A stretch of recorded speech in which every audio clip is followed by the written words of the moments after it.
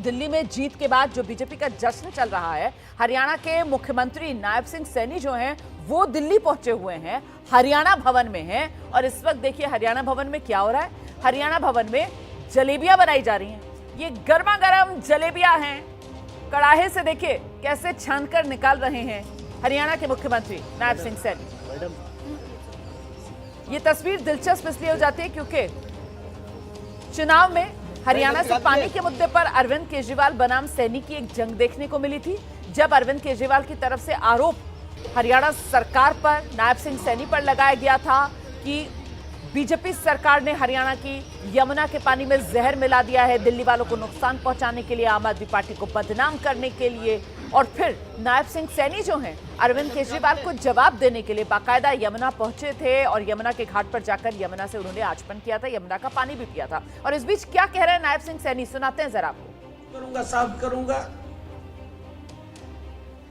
जब चुनाव आता है दिल्ली के लोगों से बोलता कि मुझे माफ कर दीजिए, एक समय और दे दीजिए, मैं इसको स्वच्छ करूंगा। और जब दूसरी बार वो समय लेने के लिए आया तो उसने दिल्ली के लोगों को कहा कि मैं 2025 तक अगर साफ नहीं कर पाया तो मैं वोट मांगने नहीं आऊंगा। अब वोट मांगने किस मुंह से दिल्ली के लोगों के पास जाता। हरियाणा पे आरोप लगा दिया कि जहर मिला करके यमुना के पानी में हरियाणा दिल्ली को भेज रहा है।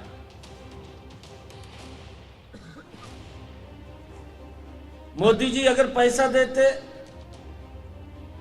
मोदी जी काम के लिए अगर इसको बोलते तो मोदी जी को गाली देना शुरू कर देता।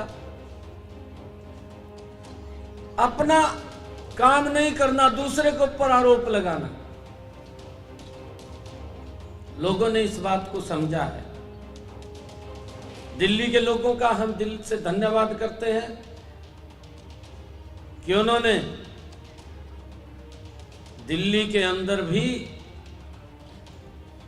हरियाणा का मैंडेट, जो हरियाणा के अंदर 48 सीटें दी हैं, क्योंकि हमारे परिवार के लोग यहां रहते हैं, उन्होंने भी दिल्ली में 48 सीटें देकर के ऐतिहासिक जीत नरेंद्र मोदी जी की नीतियों को स्वीकार किया है। आज मुझे खुशी है कि मोदी जी की वो तमाम नीतियां, सभी योजनाएं अब दिल्ली के अंदर लागू होंगी। गरीब व्यक्ति को आयुष्मान कार्ड का भी लाभ मिलेगा।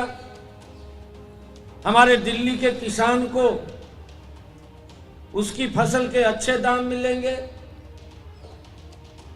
हमारे दिल्ली के लोगों को पर्याप्त और स्वच्छ जल मिलेगा। यह गारंटी अगर किसी की है, यह नरेंद्र मोदी की गारंटी है।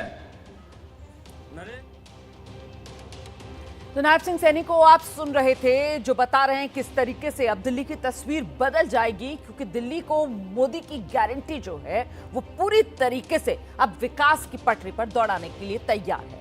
आगे बढ़ेंगे। प्रवेश वर्मा इस वक्त बाहरी दिल्ली में लोगों से मुलाकात कर रहे हैं। अपने पिता दिवंगत साहिब सिंह वर्मा, दिल्ली के पूर्व मुख्यमंत्री, उनकी समाधि पर पहुंचे हुए हैं। यहाँ उन्होंने माथा भी टेका। प्रवेश वर्मा बाहरी दिल्ली के लोगों से मुलाकात कर बीजेपी को जो बड़ी जीत मिली है उसी का आभार व्यक्त कर रहे हैं। तस्वीरें आपके सामने हैं अपने पिता की समाधि पर जब आज सुबह प्रवेश वर्मा पहुंचे उस समय की ये तस्वीर। ये पूरा इलाका साहिब सिंह वर्मा की सियासी कर्मभूमि के तौर पर जाना जाता है। जाट समुदाय से प्रवेश वर्मा आते हैं और पूरा जाट बहुल ये इलाका है। और इस जाट बहुल इलाके की सियासी राजनीति का सेंटर यही मुंडका इलाका है। दिल्ली की जनता ने प्रधानमंत्री मोदी जी के ऊपर में विश्वास किया है। ये जीत का श्रेय अगर किसी को जाता है तो हमारे प्रधानमंत्री मोदी जी को जाता है। देश में जो उन्होंने पिछले 10 वर्षों में काम किए हैं, दिल्ली की जनता ने ये माना कि अगर दिल्ली को कोई संवार सकता है, कोई अच्छा बना सकता है तो वो प्रधानमंत्री मोदी जी ही बना सकते हैं। ये केवल जीत उन्हीं की वजह से हुई है, लाखों कार्यकर्ताओं की जीत और मेहनत से हुई है। पूरे दिल्ली देहात का ही बहुत ही बुरा हाल है, क्योंकि जो यहाँ पर सरकारें रही उन्होंने दिल्ली देहात को पूरी तरीके से नज़रअंदाज किया है। दिल्ली देहात के लिए भी ये बहुत ही खुशखबरी आई है कल।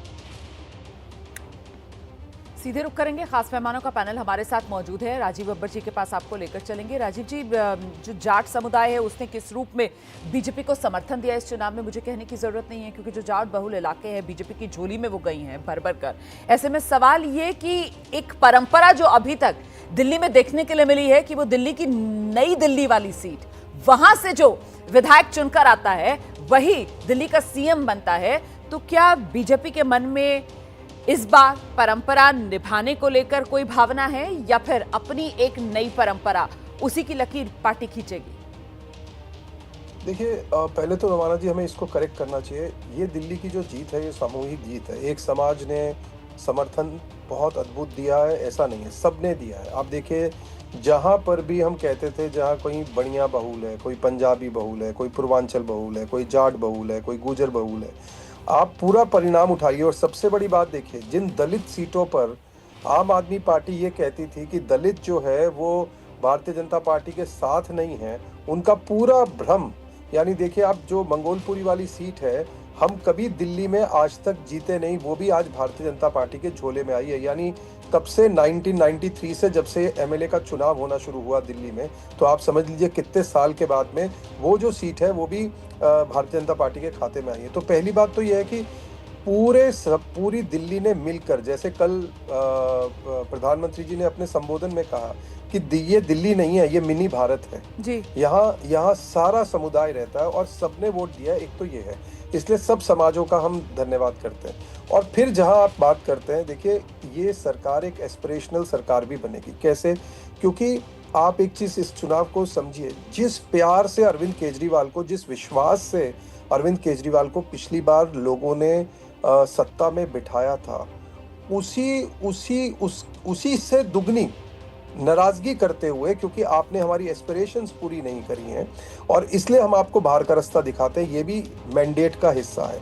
दूसरा जो गारंटी की बात है, भारतीय जनता पार्टी ने जो कहा वो किया और हमने अपनी पूरी कम्युनिकेशन में भी ये रखा कि देखिए हम जो कहते हैं हम करते हैं, क्योंकि हमने महाराष्ट्र में महिला सम्मान दिया, हमने छत्तीसगढ़ में महिला सम्मान दिया, हमने उड़ीसा में महिला सम्मान दिया, तो हमने जहाँ जहाँ कहा हमने किया। और इस आदमी ने जो जो कहा वो नहीं किया, उसको भी हम बताने में सफल रहे, उसका भी फायदा। और फिर प्रधानमंत्री जी ने जो गारंटी लिया, इसलिए आप ये मान के चलिए, देखिए रोमाना जी, हम अपनी लोकतांत्रिक जो पूरी प्रोसेस है उसको पूरी तरीके से निभाएंगे।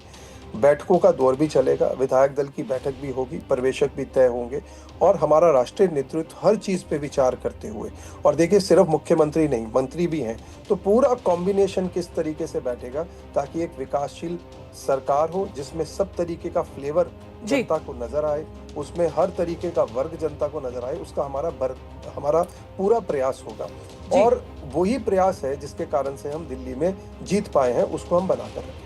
बहुत शुक्रिया राजीव बब्बर जी, एबीपी न्यूज पर जुड़ने के लिए। मुझे पता है कि आपको आगे निकलना है, दूसरे मेहमान बीजेपी की तरफ से हमारे साथ जुड़ेंगे। सर, जाते जाते एक बार फिर से आपको बहुत बधाई इस बम्पर जीत के लिए। आइए बाकी मेहमानों का रुख करते हैं। हम आम आदमी पार्टी के प्रवक्ता पवन शर्मा जी के पास लेकर चलेंगे दर्शकों को, क्योंकि मैंने जाटों को लेकर एक सवाल पूछा था और वो जाट किस तरीके से इस बार बीजेपी की तरफ शिफ्ट हुआ, ये अब सामने आ रहा है आंकड़ों में। पवन, इसमें कहीं ना कहीं वो कुर्सी को लेकर जो आरोप अब लग रहे हैं कि अरविंद केजरीवाल, उनको कुर्सी से इतना प्रेम हो गया कि कुर्सी पर कहीं किसी की नजर ना लग जाए, उनके हाथ से किसी तरीके से कुर्सी निकल ना जाए, इसीलिए अपना सब्स्टिट्यूट भी उन्होंने अगर तलाशा तो ये आरोप लगे कि साहब एक कठपुतली सीएम को उन्होंने आतिशी के रूप पर उस कुर्सी पर बिठा दिया। क्योंकि जाट नेता के तौर पर कैलाश गहलोत और एक सीनियर नेता जो आम आदमी पार्टी के पास थे, उनको दरकिनार आम आदमी पार्टी ने किया और ये जाटों की नाराजगी इस बार के चुनाव में दिखी आम आदमी पार्टी के लिए। पवन,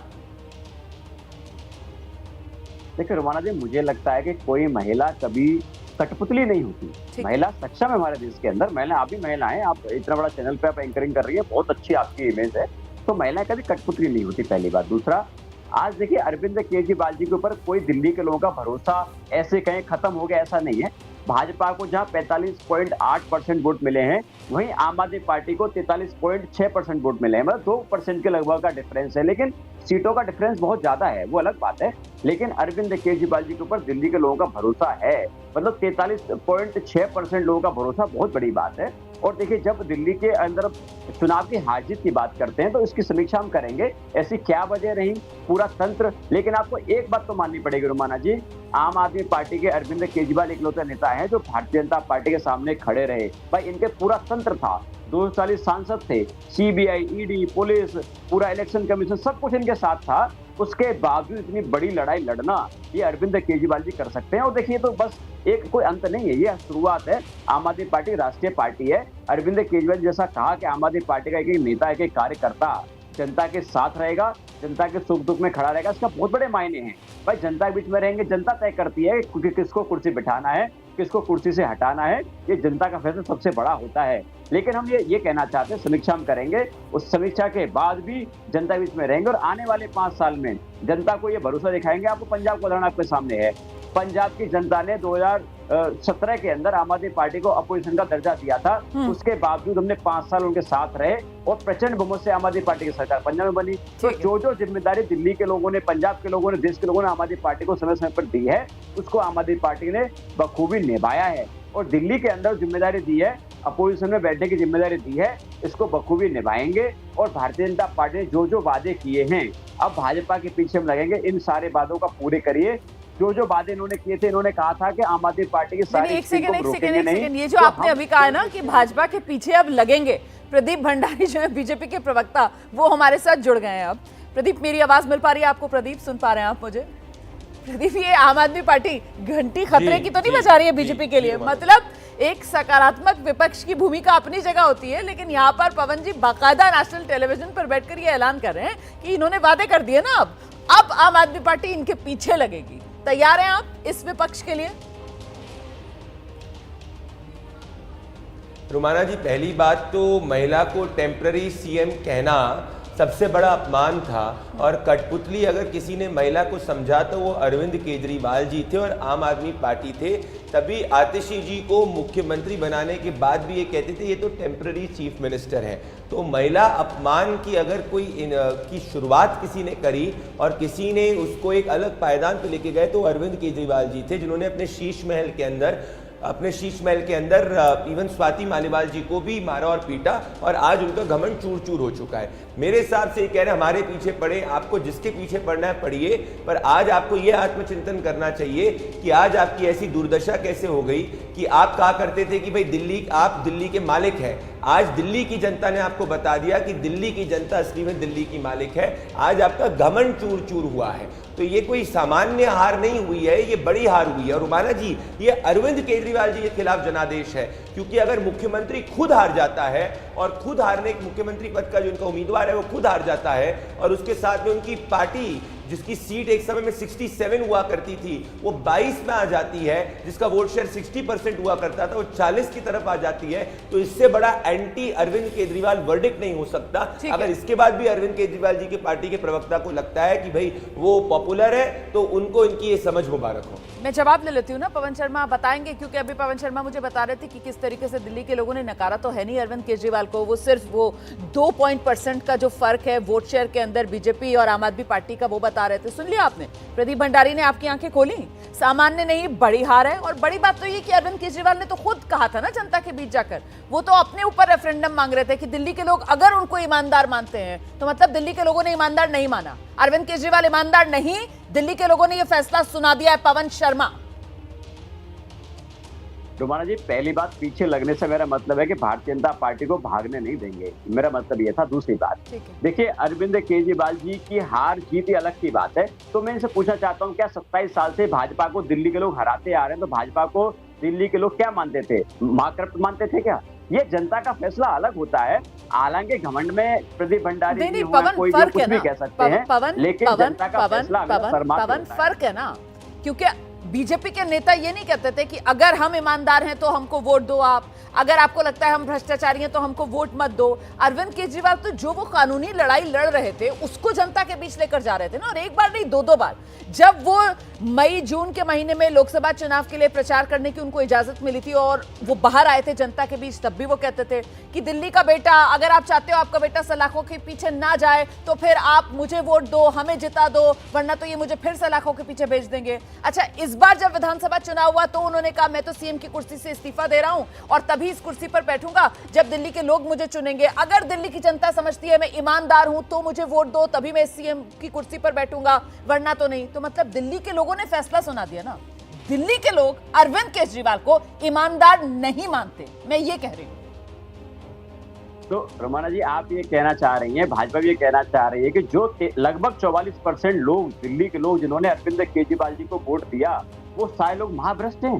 कैसी बातें कर रहे हैं भाई? लोकतंत्र के अंदर जो जनता फैसला सुनाती है वो अलग की बात है, लेकिन जो 44%, लगभग 44% लोग जो हैं जिन्होंने अरविंद केजरीवाल जी पर भरोसा दिखाया, वो भी इसी दिल्ली के लोग हैं, इसी देश के लोग हैं, इसी देश के नागरिक हैं। उनका भी वोट का अधिकार उतना ही है जो बाकी लोगों का है।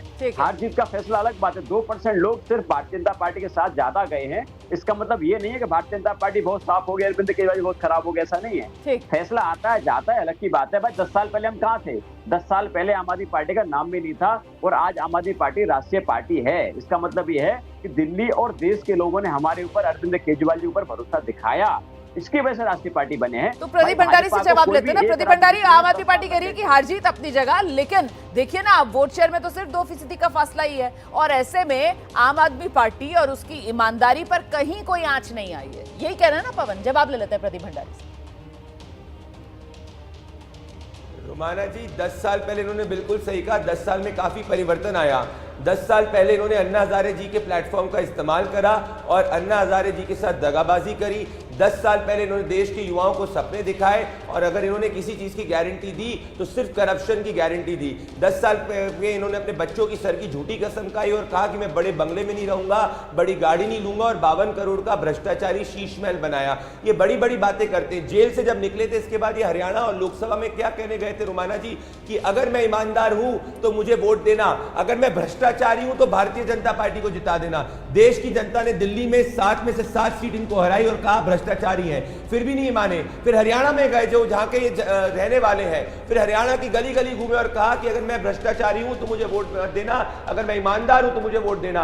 हरियाणा की जनता ने अरविंद केजरीवाल जी की पार्टी की आपदा की जमानत जब्त कर दी, तब भी इनका घमंड नहीं चूर हुआ। इनके खुद के जन्मस्थान लोहारू से इनको 2000 वोट नहीं मिले, तो हरियाणा की जनता ने कहा अरविंद जी आप भ्रष्टाचारी हैं, पर तब भी इनका घमंड नीचे नहीं हुआ, तब भी ये शीश महल को जस्टिफाई करते रह गए, और फिर वापस से दिल्ली के गली गली में घूम के बोले कि मैं ईमानदार हूं, अगर मैं ईमानदार हूं तो मुझे वोट देना, अगर मैं भ्रष्टाचारी हूं तो भारतीय जनता पार्टी को जिता देना। तो दिल्ली ने भी कहा कि आप भ्रष्टाचारी थे, हैं और भ्रष्टाचारी रहेंगे। 10 साल पहले राजनीति बदलने आए थे, 10 साल में राजनीति तो मोदी जी ने बदल दी, ईमानदार राजनीति की शुरुआत मोदी जी ने कर दी। इन्होंने अगर किसी चीज की गारंटी दिल्ली की जनता को दी तो 50 करोड़ का अपना शीश महल बनाया और मिडिल क्लास के पैसे को लूटा। अब मैं इनसे ये कहना चाहता हूं कि आत्मचिंतन करिए, ऐसा ना हो कि आपकी जो पार्टी के लोग हैं वो आपकी भ्रष्टाचारी छवि को देखकर आपको छोड़ना शुरू कर दें। ठीक है। जरा जल्दी से दीपक झा को भी लेकर आते हैं इस चर्चा में। दीपक, मैं तो आपसे ये समझना चाह रही हूँ कि यहाँ पर ये जिस तरीके की आर पार अब बीजेपी और आम आदमी पार्टी में छिड़ गई है, अभी तक पिछले 2 टर्म से दिल्ली के अंदर जो विपक्ष के विधायक थे वो एक बार 2, अगली बार 8, तब कांग्रेस अपनी जगह विपक्ष के तौर पर नहीं बना पाई। तो इस बार तो विपक्ष के विधायक जो हैं उनकी संख्या पहुंच गई है 22 पर, और विपक्ष की भूमिका में आम आदमी पार्टी आ गई है। तो मतलब कांग्रेस के लिए दिल्ली की राजनीति में दी एंड मान लिया जाए? इस पर अब जवाब दीजिएगा, लेकिन उससे पहले एक बड़ी खबर जल्दी से दर्शकों को बता दें। हम विधायकों से मुलाकात करने की दिल्ली बीजेपी अध्यक्ष की तैयारी है, और ऐसे में जो जानकारी मिल रही है, दिल्ली बीजेपी अध्यक्ष वीरेंद्र सचदेवा जो हैं वो अलग अलग समूह में विधायकों से बात करेंगे।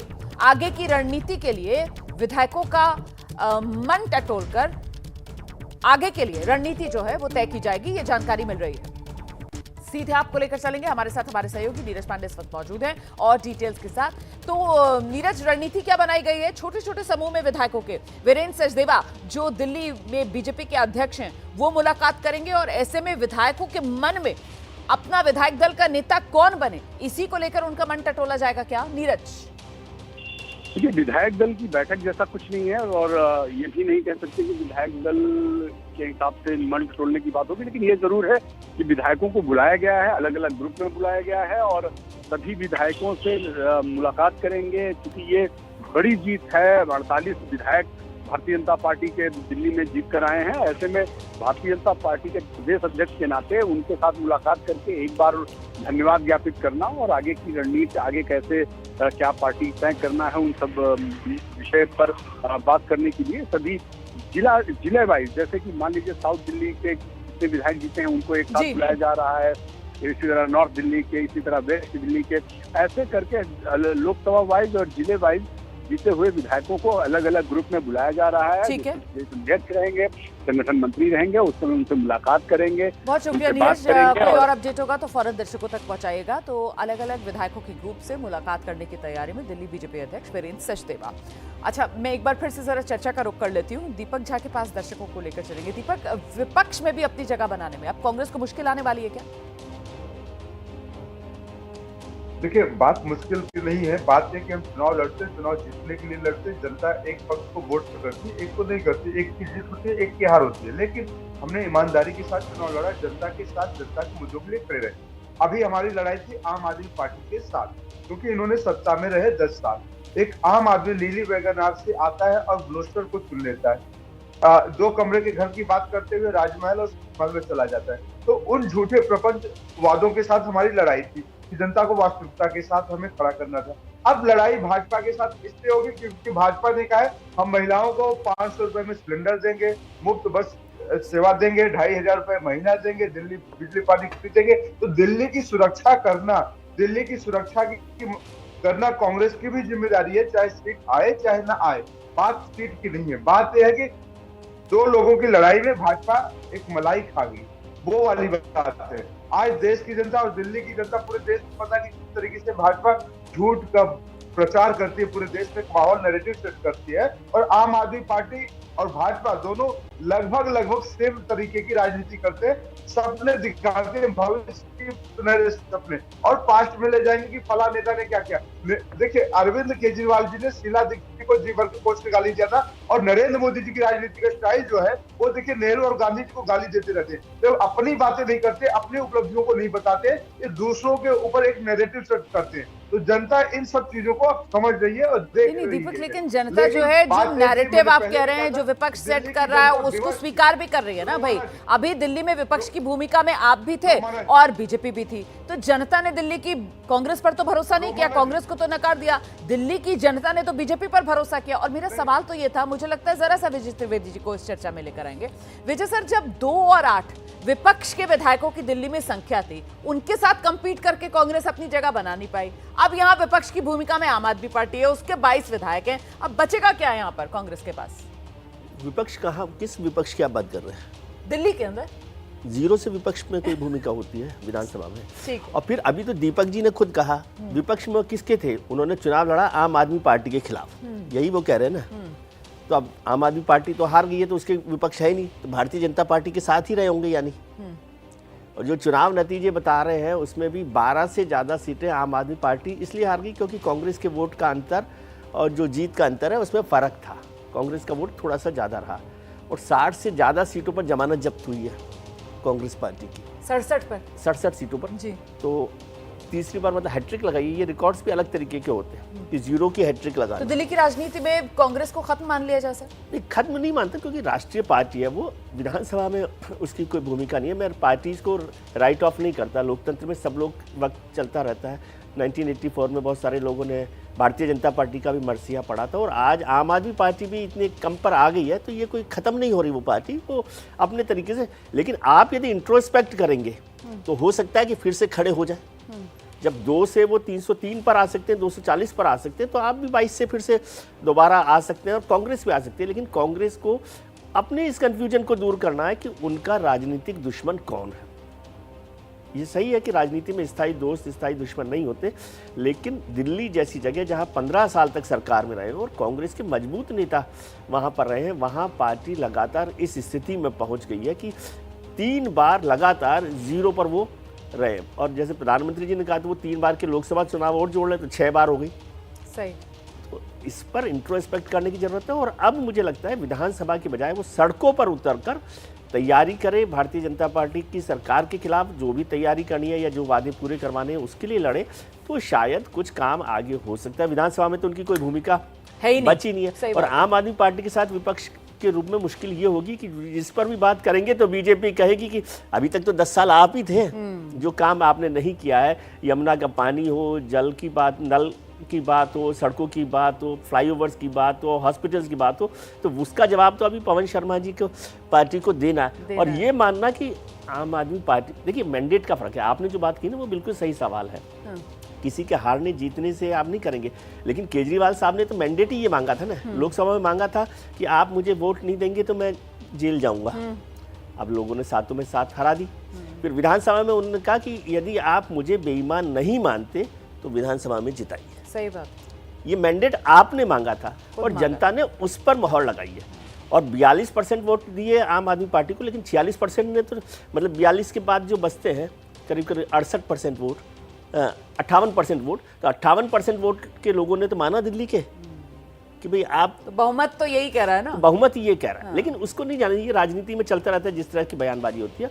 आम आदमी पार्टी के लिए एक बहुत अच्छी बात मुझे किसी कल मित्र ने कही कि केजरीवाल साहब ने अपनी शर्ट के साइज के अलावा सब कुछ बदल दिया। मतलब जिस राजनीति को लेकर, ऑल्टरनेटिव पॉलिटिक्स को लेकर वो आए थे, उसमें सब कुछ बदल गया। उनकी शर्ट का साइज वही रहा जो ओवर साइज था, अनस्टक जो मेरे ख्याल से शर्ट। दो साइज बड़ी पहनते हैं, शायद एक नहीं 2 साइज बड़ी शर्ट पहनते हैं। ठीक है।